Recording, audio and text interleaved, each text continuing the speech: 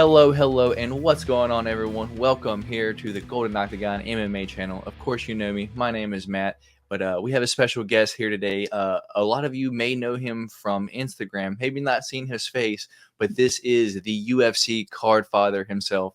So, welcome, Eric, to the channel.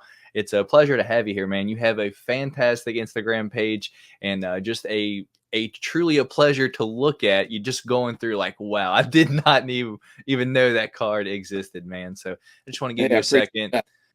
that. Yes, I just want to give you a second to introduce yourself for just a second and explain just a little bit about when you got started and what really got you started on your UFC card collecting journey, if you will. Okay, cool. Eric Larson. So I'm a long time collector. I'll give you a little history even before UFC because I started off when I was around 5 Okay. collecting baseball cards that my dad and I would buy on a Saturday afternoon after T-ball. He'd take me. We grew up in California, so he would take me. He was my T-ball coach, and we would play a game, and we'd go get a Slurpee and a pack of baseball cards. Back then, it was like a nickel, so I just got hooked on baseball cards, buying them every week and getting them as presents. And my dad and I would open them together and talk about the famous players that were on there. And I was hooked on baseball and baseball cards, and then football cards and hockey and basketball, probably until I was about 14 or 15. Mm-hmm. And at that time, I think I had around 7,000 cards. Basically kept everything that we got and just enjoyed it. Enjoyed the surprise of opening something up and not knowing what you're going to get. And that stayed with me for a long, long time, really all my life at this point. Yeah. Because I still enjoy opening up new stuff. It's like a Christmas any day you want it. And it's a little bit like gambling because you just never know what you get. And then as far as UFC goes, I started watching the sport. Actually, before I watched UFC, I would watch WEC. Okay. And was hooked on the sport, did wrestling early on in life. And so always was a fan of sports entertainment and regular wrestling. And so when I first saw UFC, I said, wow, that's just a beautiful sport. It's crazy. I love it and just got hooked on it. And then I really wish I could remember exactly how I heard about cards existing, but somehow I heard about it. And the very first cards I ever bought were on the UFC.com website. Oh, wow. Back when round 1 came out in 2009. And I remember buying a box, a couple boxes. I think I ordered 3 boxes the first time. They were $55 a box. And the very first box I got, I had no clue what I was going to see, no clue about what I was going to open up. And I hit a red ink Hoist Gracie auto. Oh, wow. And I didn't know what I was looking at, except that the red ink was gorgeous. And I hit a couple blue inks and thought, wow, this red ink must be special. But when they first came out, they weren't numbered in that first year. So I just knew that it was somewhat different. Second box, I hit a 1-of-1 Rashad Evans first year card. Yeah, like at the time, thought, Sugar Rashad Evans was on top. I'm thinking, okay, this is like there's something special in every box. Yeah. I think in my third box, I hit another red ink auto. No one really special, but I said, okay, there's a massive surprise in every box. And then just got hooked on. I bought more and more. I bought cases. I bought more and more boxes, and to the point where the boxes hit around $250, and I thought, okay, they'll never go up from that. So I stopped. But at that point, I accumulated a massive collection of round 1 that I still have today. And then round 2 came out. And basically that whole story just repeats itself until 2020. I basically would buy everything I could get my hands on. And in the early days, a lot of the collectors were focusing on individual fighters. And I grew up collecting baseball, so I was a set builder. I'm the same. I'm the exact same, man. So I love building sets. I still do. I love organizing the cards. And it just kind of created this interest in me to build sets and build numbered sets and get all the autos of a series and try to get all the reddings of a series. And so I eventually did that for a couple of the series, round 1 and round 2, and did that in a few other series later on. But in those days, so many people were just collecting their own PC fighters.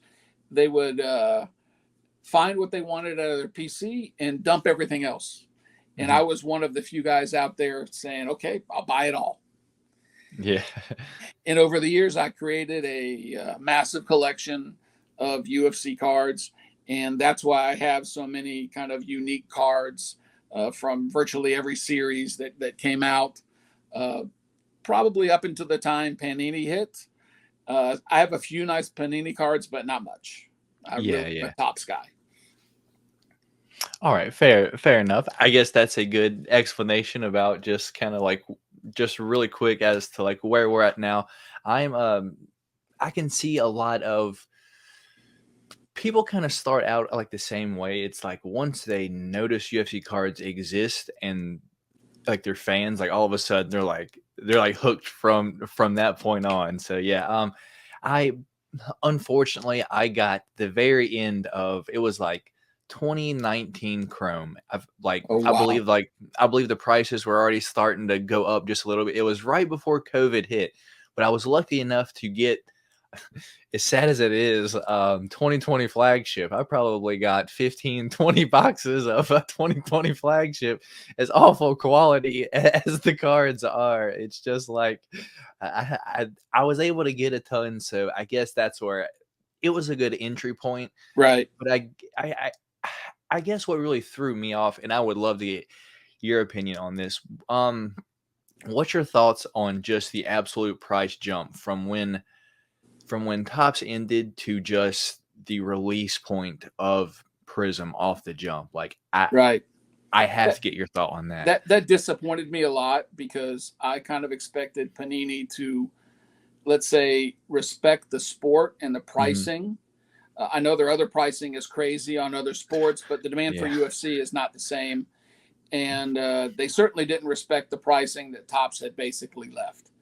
And so that, for a set builder who likes to buy boxes and cases and keep it all, and that's how I've been, it didn't make any sense for me to invest in Panini. It's almost out of the question. It's like there's no chance. I was I think they have some nice product, but I think it's not the same as the building and the collecting from the Topps era. And so for me, I've struggled to buy much Panini. I've got a few nice Panini cards. Oh yeah. But it's primarily first autos and some first cards. But I'm worried a lot about the pricing, and I also worried a bit about the collectors that came in when Panini picked up UFC were not really the same Topps collectors from the old days. And that's 100% true, because I get people like every day. Like I would say relatively my channel started gaining some traction about a year ago or so, and I get some of the same questions so much as like, hey, what's this card's worth? I'm like, if you're asking me what your card's worth, man, you're going to be really upset when I let you know that even a few years ago, man, it's like the chances of people wanting to pay a lot of money for a fighter that just because it's a low number, it just it doesn't happen as much as football or basketball, right? Or anything like that. Right. I mean, for me, when I saw what people were paying for a Khabib 1-of-1 that came out of, the first couple series of Panini products was just ridiculous, when I know for a fact that 45 prior 1-of-1s exist of the guy.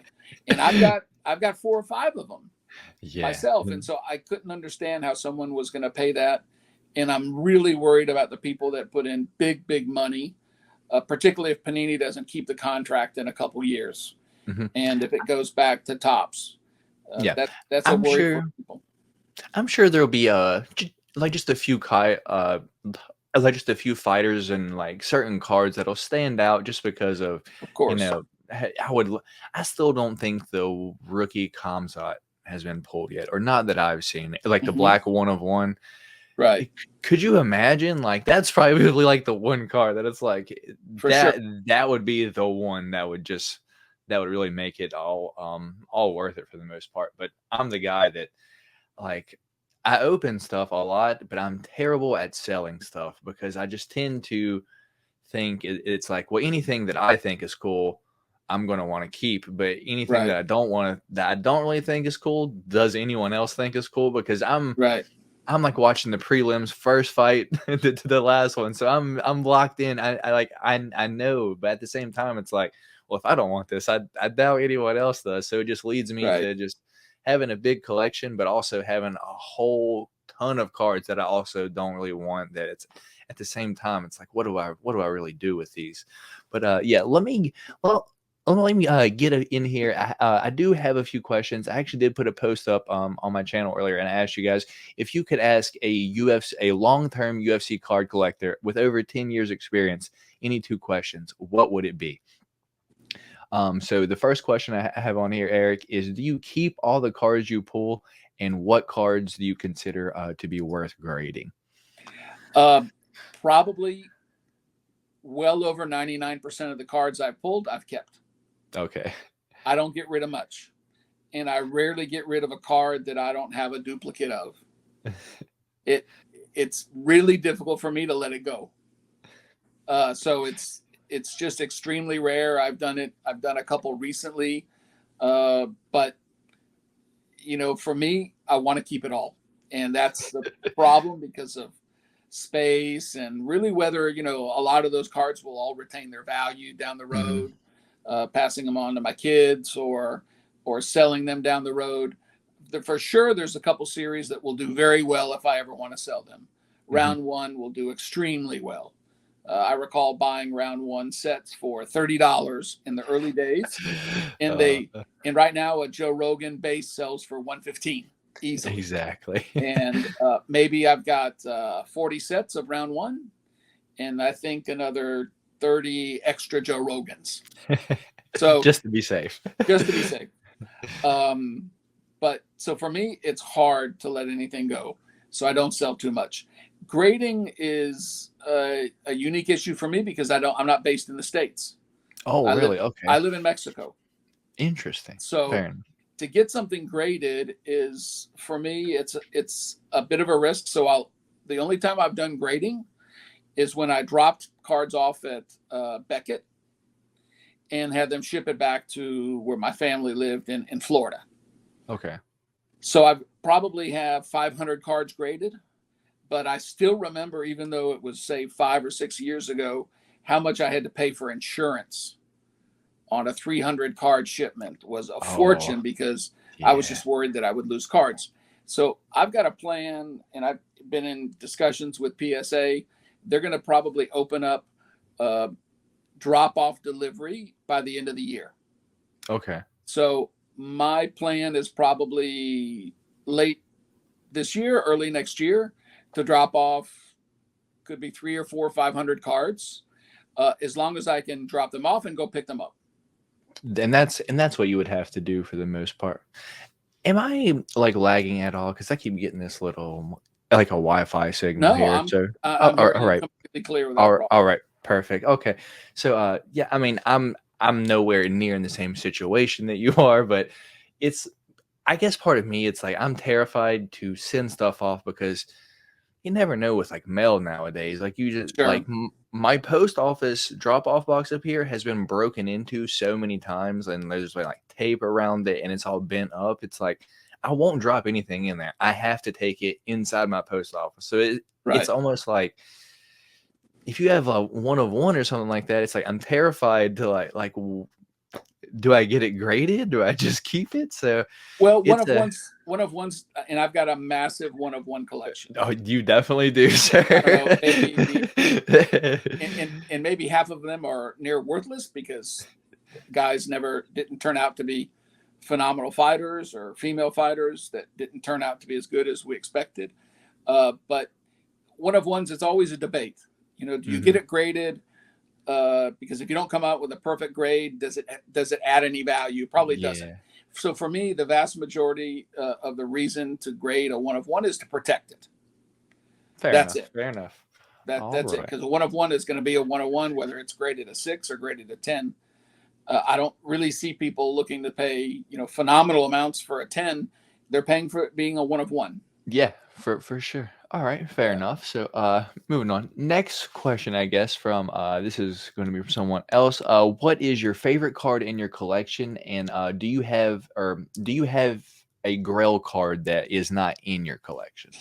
I don't really have a favorite card in my collection Okay. because the collection is so big. I do enjoy a lot of the cards. I've got a 1 of 1 Khabib auto that is his second autograph. Okay. I think it's from 2014 Champions or Chronicles. I can't recall. But one of my favorite ones that I've had for a long time is actually a Leaf card. Okay. 2010 Leaf quad auto 1 of 1 that's got GSP, Silva, Fedor, and Brock Lesnar. Oh, okay. So that's a really, really special card. So It's it's a got special like card, all and legends. if there's a Grail card or one card that I really, really want, there's probably two, and both of them are Leaf. Okay, because Leaf made 6 quad autos in 2010. I've got 5 of the 1 of 1s. Wow. So I'm missing just one, and it's a quad auto of 4 different Japanese fighters. Okay, so And it's more so of just to complete it's the your complete the set. 6. It's the complete Okay. the 6. And I the got other one that I want is a the quad auto that I have 1 of 1 also came out in a series of 5, and I have 4 of the 5. you. So if I could complete those two, I'd be a happy collector. I'm Okay. already a super happy collector, but those would fill in spaces that that still exist. But I have some cards that I love a lot. 2014 could be first auto red ink, and I also have a ruby of Okay. that same first auto. And I love looking at those every once in a while. But really, I don't think I can point out to a single card because I haven't spent the effort in the last couple of years to try to catalog everything I have. Mm-hmm. I'll do that probably in the next couple of years, but I'm estimating I've got between 400 and 500,000 cards. That is that's a ton of cards. So I don't know how many I have, to be honest. I know I have a few of the little shoe boxes, but I mean, I've got it. It can't be that much. I've got at least 90 5,000 card monster boxes. Ooh, yeah, I don't have that many. And so that's 450,000 cards. There's obviously not 5,000 in each one. Yeah. And I've got some in different places, in different physical places that I need to consolidate all into one. But yeah, it's a massive undertaking to try to catalog it. It's mostly in relatively good order by series and by year, but within those boxes, they're not in number of order, and I don't know exactly what I'm missing as far as autos that I would really want, or cards or 1 of 1s that I think are missing. But often I get people asking me if I do any trading. I hardly ever do any trading because the true cards that I really, really want are so few, and I just don't know where they are. Yeah. Someday they'll pop up. This actually came off the top of my head real quick. Do you have a favorite set that you like of all time? It's just the one set that you're like, if I could only keep one UFC set, it would be this one. Probably be round 1. Round 1. Because round 1, I think it's 99 cards. Every card of a fighter contains a photo from their very first fight. Okay. Every one of them is a rookie. Round 1 only had a 500 case production. Oh, okay. That's interesting. So it was super limited. Super limited. They didn't have ruby base cards. They only had 1 of 1s, silver of 288, and a gold that the industry kind of estimated at about 432 of each were made. Within that series, I've got multiple sets of the silver, multiple of the gold, 2 sets of the red inks, 4 sets of the blue inks. and a lot of the other inserts that are of 88. Not only do I think that's probably my most valuable series, it's just a classic. It's like a 52 tops with mantle. One day it's going to have I don't know if it's going to have that level of value, but one day it's going to be the one that people look at and say, that's the one to hold. If it's not tops, it's the 2006 Pride Series cards, because that was the very first set of MMA cards that were licensed. Okay. By Pride or by UFC. And that series has some great rookies. It's got a Silva rookie. It's got the Fedor rookie, Dan Henderson, all the guys that came out of Pride, Josh Barnett. And that also was a super low print. I think it only got released truly in Japan. Okay. And didn't have a massive listing. And so getting a hold of them today is really difficult. And I've got 2 sets. Oh, wow. Hey, back man, in the day were not that expensive, but today they have a lot more value. And that's going to be one, I think, kind of for the record books and true value. It's the first licensed product. Even 2010 Leaf was not a licensed product. They had a bunch of fighters that were not in the UFC. Yeah. But it was the first time you could get access to a lot of those fighters. So are any of the Leafs licensed products, or is it kind of more of like a deal with a fighter that they'll sign? I think it's that. I think it's a deal with a fighter. I think that's kind of how all Leaf products are. Okay. I don't know which sport they truly have a license with, but there's some fighters that have never signed autos with any other entity. I think Fedor only signed autos with Pride and with Leaf. Interesting. Okay. And so there's a bunch of them. In fact, I'm sorting out some things here, so I don't know if how well you can see that, but that's a first auto of Fedor, and there's only 5 that were made. Wow, 5 autos of Fedor ever. And now, no, they made a red version. Okay. It's unnumbered, but this version in gold, there's only 5 of. Oh, wow. And I've got a couple quads and a duel of his that are 1 of 1. Just puts everyone else to shame. Just putting everyone to shame. So kind of switching gears just a little bit. What fighter, if any, do you regret collecting from either potential of not working out, or from just skill, or from bad blood? Cody Garbrandt. I was at the UFC event in Las Vegas when he beat Dominic Cruz. Just the best performance possible. Amazing. And everyone thought he was going to light a fire. And I remember winning the 1 of 1 auto from 2016 Museum. This just stays in my mind. And I think I paid $2,300 for it. And I don't know. That makes me sick to my stomach thinking about it now. No, I mean, I'll never recover that. At the same time, I paid less than $1,000 for a rookie GSP red ink that today ought to sell for $20,000 or more. So whenever the Cody Garbrandt card pops into my mind, I always remember the other ones that have turned out okay. Fair enough, man. Hey, yeah, but as long as you can equal out somewhere, like you're like, okay. Do you? Well, I guess we already know this one. I'll go ahead and ask it just because someone had put it on here. Do you prefer current Panini cards or older Topps era cards? But that's going Topps only. It's not even a question for me. Because I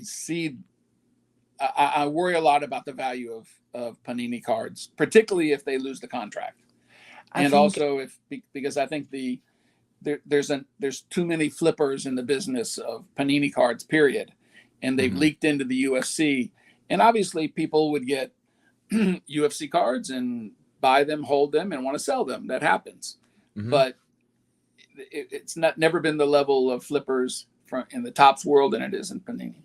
Yeah, I can 100% feel you there. I think for me, it's going to be certain sets. Maybe it's just me, but for me, when I saw Topps Chrome, I was like, that's the set I have to get next year. But then when they lost the license, and I guess Prism was next up, and I was like, I guess I'm gonna have to get $1,000 loan from the bank so I can buy these cards because I would Yeah, really like to have these. And then, yeah, that it's just that part is tough. Admit yeah, that's tough to not buy the stuff that you love, but I just had to put a stop to the thought about buying case. When I first came out, I can't remember, it was $12,000 or $15,000 a case, and I compared that to round one being $650 a case. And knowing what I knew about the industry for so long, I knew that I could not possibly buy and hold Prism cards like I used to with Topps. So I decided not to jump in. It was shocking that I didn't go in, yeah. because usually I would go in. I think the only Panini card that I've seen you post on your page, and forgive me, like you may have more, but it's the 2021 White Sparkle Gaethje. Justin Gaethje, the Yep. autograph. That is a fantastic card. Like, and Yep. it's suit like, and it's one that it's like, if you didn't know, you wouldn't know because it's like uh, you just have to know. Yeah. But after I've seen that, I'm like, wow, that's fantastic. That answers Okay. my question because I was going to ask you if you Just so had you any know, Panini cards. it's close to the table where I'm at. So I've got a first year auto of Usman, Okay. and so I don't have zero other Okay. Panini cards, but at the same time, I would buy. I've got a Khabib 1 of 1 pro set that I like, and I think it's a great looking card. Okay. But to jump in and buy a lot more of the high end first year cards, didn't want to, but I had to with Justin because I love him as a fighter and I like him as Yeah. a collector. And I own his first rookie card, 1 of 1. Okay. So I had to jump in and buy that Sparkle when I could. Yeah. There's a few things that's like, I know he's a huge Topps collector, but there's a few things. Like for example, what's your thoughts on the, I guess, the case hits of Prism? So like the color blast. Do you like that design at all, or is it just like something that you're just like, I like the design of some of their cards. I don't okay, like the concept of 78 parallels to do a rainbow. I okay, just don't get it. And some of the things to me look a little bit silly I in got you. style. And also, I've seen people post what should be a great looking card that was damaged, and there's really nothing they can do. I've heard there's redemption That's issues, and that's the so worst for I, me. you know, for me, it kind of messes with my mind that a card that's supposed to be in an extremely aggressive, violent, macho sport ends up having color wheels and color blasts and zebra prints and all these other things. It doesn't really match up with the past style that Topps used and that I collected for 10 years. So combining the price with the style, I just couldn't do it except for individual cards that I wanted Fair enough. Fair specifically. enough. Yeah, like my most expensive car that I've ever purchased. And before it was $200 on the 2021 Prism. It was a red Zhang Weili. Not her rookie card or anything, Right. but I think just at the time, like she has the flag up in the back, so it's like the whole card's red. So it's just a beautiful card. But at the time, I paid $200 for that, and that's the most I had ever spent on any one card. And then this past year when Sean O'Malley's Color Blast came out, I'm a huge Sean O'Malley fan, and I just thought that the Color Blast kind of worked with him specifically. So Sure. I shelled out and I bought the PSA. It was already graded 10 PSA for $1,200. And my girlfriend to this day is still mad at me, but I had to get it. That was one thing that Sure. it's like as a fan of someone, I couldn't care if he wins next weekend or if he loses next weekend. I'm a Sugar Sean O'Malley supporter. I've seen him on the Contender Series, and from that time, that's my guy. Okay, so I'm going to show you a card that you might have seen that I own, and I like Sean, but I think this guy has a pretty good chance of winning. The Funk Master himself, right there. That's Yeah. his rookie 1 of 1. Okay. And that's going to be from 2015 Knockout, correct? No, I think it's 2015 Champions. Champions. Okay. So, and but to be honest, his cards don't always do really well because I don't Yeah. think he has a rabid fan base. I think a lot of people give him so much hate for the Yeah. Peter Yan incident. Like I have cards that, I mean, they're Panini cards, but it's like they're numbered out of 99, 149, but it's like I've seen them listed on eBay for 99 cents and not even Yeah. sell. And it's like, that's a champion. That's your Right. champion. I would say that Adesanya did worse in his fight against Costa as far as his style or his attitude after the fight. But his stuff still is super popular. But I think he's got a much better personality for the fight community than Aljo does. And I think from the beginning, people didn't buy into Aljo's personality and style and the way he spoke. I did. I think he's a very talented fighter. I wouldn't be upset if Sean wins because I've got probably 15 Sean rookie cards, autos, and I've got one that's one of 25. Okay. So if Sean wins, I think his stuff skyrockets or does just as well. I think if he loses, his stuff just does just as well, unless he gets super embarrassed, which I don't expect him to be. He's a talented fighter. I don't think that the market shifts dramatically if Aljo wins. And that's crazy to say. Like that would make him what, a 4-time defending champion? Yeah, something like that. So it doesn't make a lot of sense, but it is what it is. Yeah, there's, as you said, it doesn't make a whole lot of sense. What's the one card that you got a steal on and is now very valuable? And what is your biggest purchase of single card to this day? I think probably my biggest purchase was that Garbrandt card. Okay. The card that I got at a steal was a round one red ink gear auto of George St. Pierre. And I would say when I sell it, I should have a 25 times return of my investment. Yeah. It's just the other one that, and I don't have it here because it's back home, is also going to have a massive return on investment. I hope is the 1 of 15 red ink Connor rookie auto from 2013 Bloodlines. Oh, that's one of the grail pieces for me, or even just the rookie card itself. Like, because I think when I started collecting like a raw Connor rookie or a raw Khabib rookie was, I think, around like the 250, 300 mark, and at the time it's just like I can't.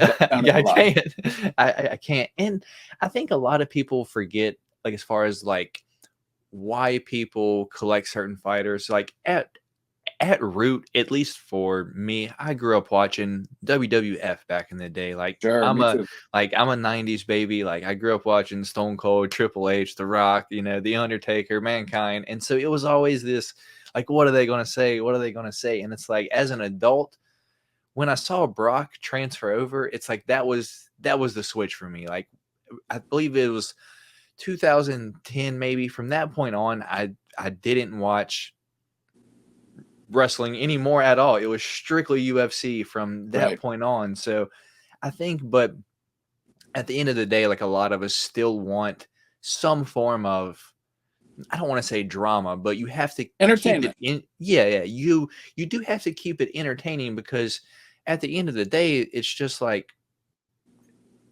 we could watch anything, fight for the most part, and bet on it or collect it. But if it's like, if you can get your name out there and have people care whether you win or lose, that makes such a difference in everything for the most part. And sure, I just feel like if a lot of fighters, I guess, just put themselves out there, I believe the hobby itself would grow a ton. For example, Sean Strickland, before 2 years ago, do you think anyone would have gave a damn about him? I No, personally don't. he probably would have been a good fighter, but nothing spectacular I until know. he And as opened his soon as mouth. he exactly. And it's like now, look at him getting a title shot. Like Right. everyone's like, I'm a fan of Sean Strickland. And we seen it with Colby Covington. When he turned after the Damian Maya comment, that's when everyone was like, hey, like I'm a fan of him now. And it's like you don't have to be disrespectful or degrading, but if it's like if you just put yourself out there, like just show the world who you are.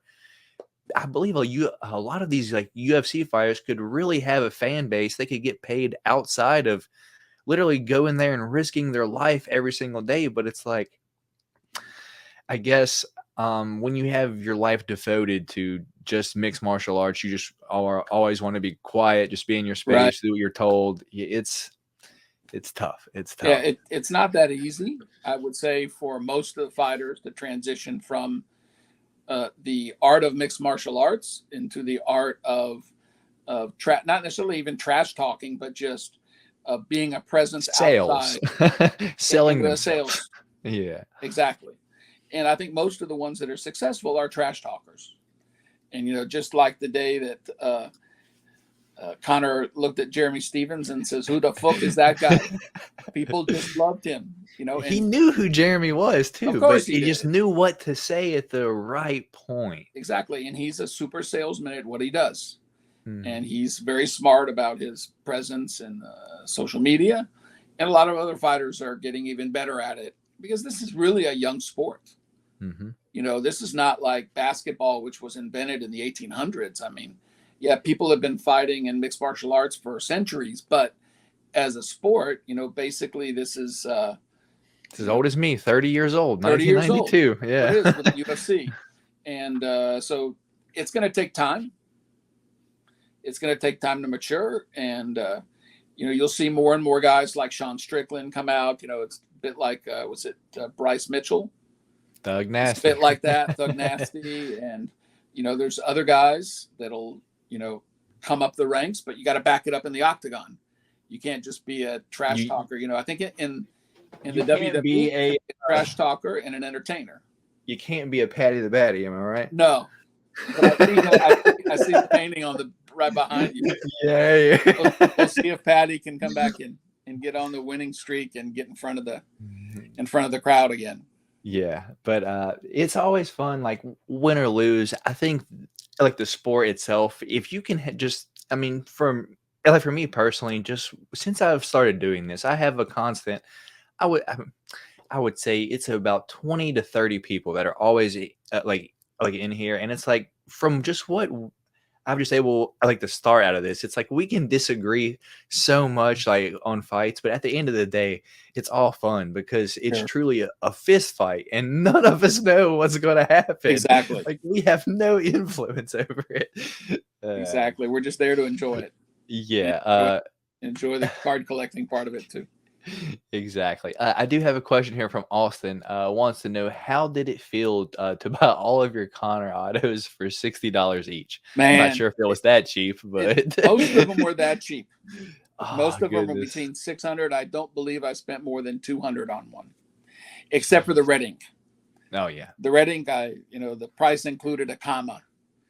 But you know, I got lucky, obviously, by buying several. I won a couple in different Razes, you know, in Facebook groups, and then I got very lucky with the grades. That product graded very well, and I remember the first time I sold two of them. I sold two at around $11,000 for both. Oh man, that's probably like And what so my collection is. my cost into those was less than 200. But so those kind of things, memories I have to remember to make me not cry at night about what I spent on the Cody. Yeah. So it's Hey, all you good know. though. I mean, it's amazing to see people spending that much money on a guy.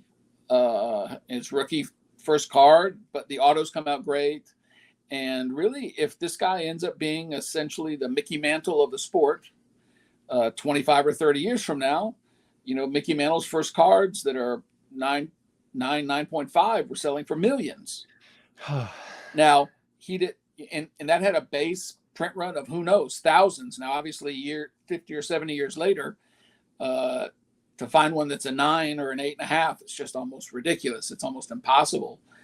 But the cost is the cost, and the market is the market, and that's why I'm probably holding on to almost all of them, because I've got such little invested in it.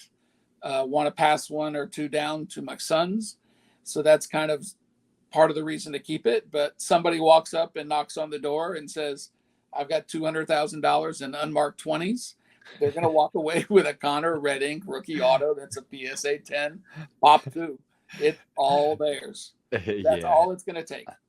I guess it's just like how long, because me personally, it's like I kind of look at me buying this at the same as I guess me going out to dinner, if you will. Like I don't expect to gain anything That's anything right. from it. I bought it to have it. If I get something cool that I can sell that I don't want, that's a plus. Right. But aside from that, it kind of bothers me when I see people buying in strictly trying to make money out of it Just for an because investment. Yeah. it's The, like it's not there. And it's like I right. hate to see you wasting your money because you're not going to make your money back on Right. UFC It's a cards. huge risk. And early on in collecting, there were several people that were kind of mentors to me and starting in UFC. And I don't know if you follow a guy on IG named Cage Lawyer. I think I do, believe it or not. If you don't, you Let me check. should. He was Okay. early on one of the first guys collecting UFC cards, and he gave the best piece of advice I ever got in collecting UFC was spend whatever money you want to on the cards, I am. Okay. expecting zero return. Yeah. Expecting it's an expense. Expecting you'll never get $0 back. And if you're still happy with that, then you're going to be a happy collector. And I think that's a great way to look at it, because if you look at it as, hey, I'm spending this money in the hopes that I can get something cool for my collection, and if I don't, then I I owned tried. it and I enjoyed it. Yeah. And personally, I think because I open the newest UFC card set every week, whether it's just whatever's out, that's what I have here to open. So I I get a lot of questions like, what are you going to do when Fanatics takes over? It's like I'm just going to open up the new Open card. up UFC. But and it's like they're so upset that I'm opening the cards. It's like, why are you opening that? It's like such a waste of money. I don't want to be an asshole to them, but I just want to be like, why do you care what I'm spending my money on? Why are you watching the video then? If it's like, if it bothers you that much, gee Right. whiz. Yeah. As long as you're comfortable with what you spend and that you're not trying to make a 40% return on the stuff you're buying, I think you're going to be happy as a collector. Yeah. I think a lot of it is FOMO too, though. That first day product release, a lot of people get caught up that day. Yeah. I'm one that does it with Prism. 2021 Prism, I will say, put me into debt. After I got my box and I saw the cards, I was like, I don't have anything this shiny. Luckily, I did what you do. I have the full out of 299 red 2021 Prism set. So first year Prism. Nice. I have all 200, so that's comes out the rookie year of that. So, and that's my pride and joy. I kind of to look at it every now and then, but It took me about 9 months and probably well over $5,000. But then this is what really gets me, and I would like your opinion on this. What is your thoughts on the premium set that comes out of 99? Because I spent 9 months making this, and it's costing way more to open rip packs, buying singles to make this set, and then Panini puts out this out of 99 for $2,000. Does it make my set less valuable? No. Or for me, that set doesn't have as much value because it's not something created in the wild. It's just like when they either Topps did or Panini, I think, still does, selling these instant cards where you could have an instant one of one. that's not the same as finding it in the wild, not the same as opening a case or a box and finding it in reality. You bought something, it's a more rare than the one that you built. If that makes you happy, that makes you happy. Great.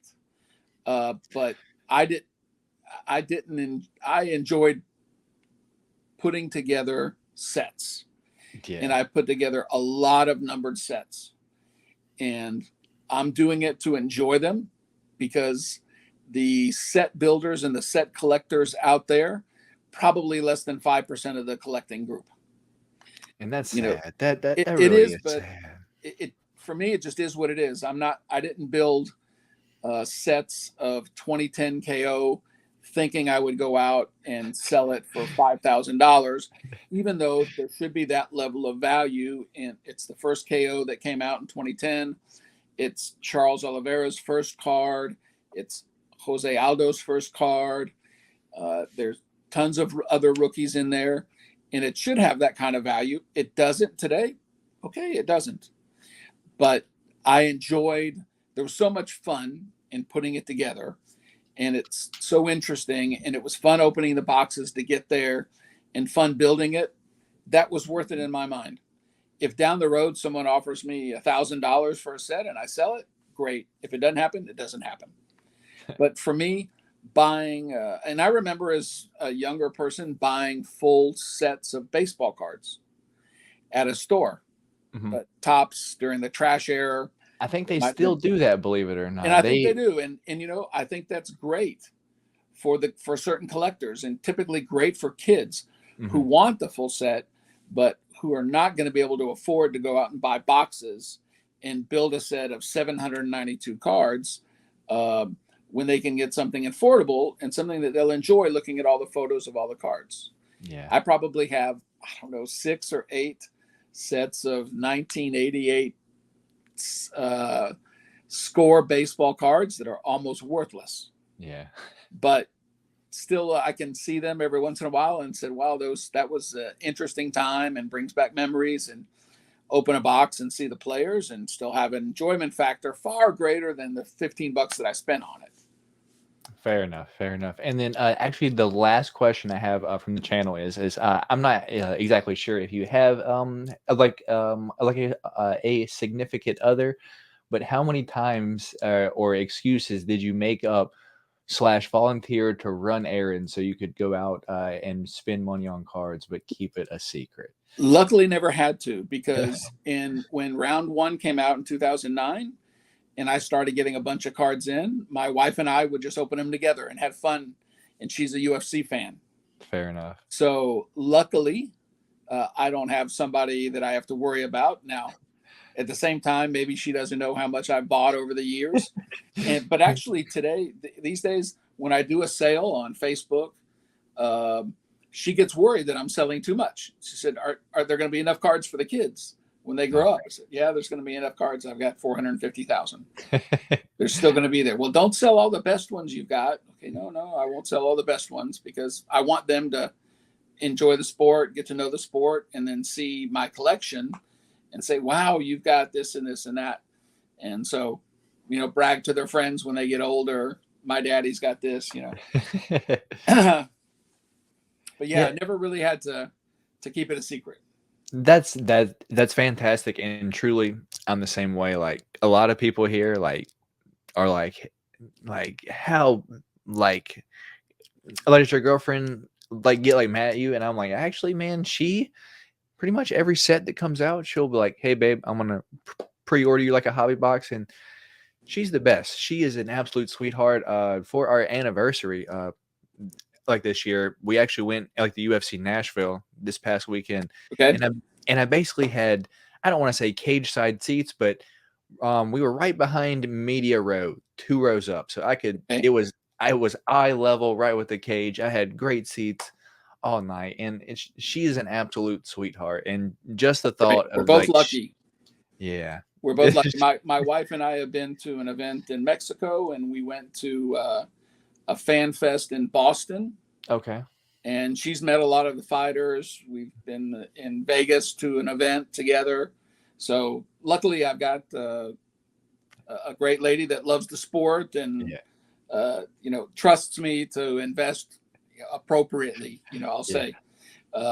I never talked to her about Panini and how much it was going to cost. So luckily, I saved a few $1,000s there. Yeah, she would have probably maybe started maybe like halfway through the year. She would have like, hey babe, this is getting a little bit out of hand, because just those two first sets straight Right. out of the jump from Panini, like the Prism and then Select right behind that, were both over $1,000 on release. And just Right. seeing that, it's like, oh, And I can't. it's a gamble. It's like putting $1,000 into a Oh, slot machine. literally on a fight. Just who's winning tonight? Put $1,000 on it, because it's the same thing. Yeah, you just don't know what you're going to get. Yeah, like at least you can maybe choose. Like if you put $1,000 on it, Right. Yeah, there's some level of control you've got. yeah, You can do your research, but no matter what research you do into $1,000 box of Panini, you never know what got in there. nope, You may nope. walk away with $20,000 worth of cards, or you may walk away with $20 worth of cards. And that's what And I think a lot of collectors love.